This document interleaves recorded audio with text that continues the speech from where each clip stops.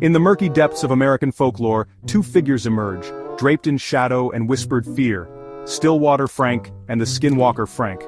One, a creature of the water, lurks beneath the placid surface of lakes and rivers, its legend whispered by trembling voices around campfires. The other, a shapeshifter of the Navajo Nation, stalks the arid expanses of the Southwest, its very name striking dread into the hearts of those who dare speak it. Stillwater Frank, often described as a monstrous fishman, is said to inhabit the murky depths of lakes and rivers across the American Midwest. His origins are shrouded in mystery, his existence debated by skeptics and believers alike. But the stories persist, passed down through generations, each speaking of sudden disappearances, unexplained ripples in the water, and fleeting glimpses of something large and sinister lurking beneath. The Skinwalker Frank, on the other hand, is a creature of the desert, a malevolent entity steeped in the traditions and taboos of the Navajo people.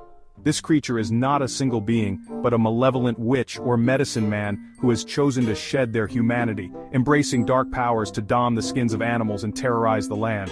Both Stillwater Frank and the Skinwalker Frank exist at the edges of perception, blurring the lines between myth and reality. They are the embodiment of our deepest fears, the personification of the unknown that lurks just beyond the firelight.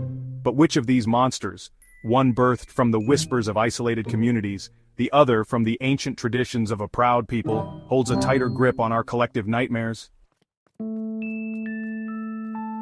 Stillwater Frank's origins are as murky as the waters he is said to inhabit.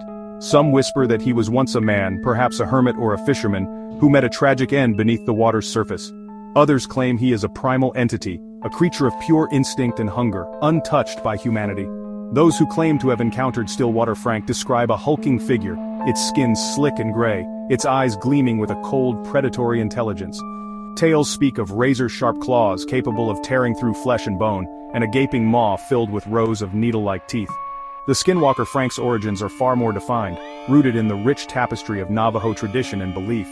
Navajo culture, steeped in the power of storytelling and the interconnectedness of all things, warns of the dangers of straying from the path of harmony and respect. Skinwalkers are not born but made, the result of a medicine man or witch who has transgressed the sacred laws of the Navajo way. They are said to be able to shapeshift into any animal they choose, using this power to stalk their victims and spread fear and chaos. Some accounts describe them as gaunt and skeletal, their eyes burning with an unholy light, while others claim they can perfectly mimic any creature, making them nearly impossible to detect. Despite their disparate origins, Stillwater Frank and the Skinwalker Frank share a number of chilling similarities. Both are creatures of the unknown, their true forms shrouded in mystery and rumor.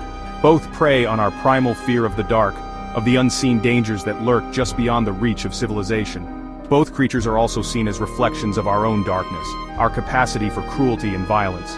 Stillwater Frank, born from the depths of isolation and despair, embodies the fear of succumbing to our baser instincts, of losing ourselves to the unforgiving wilderness within and without.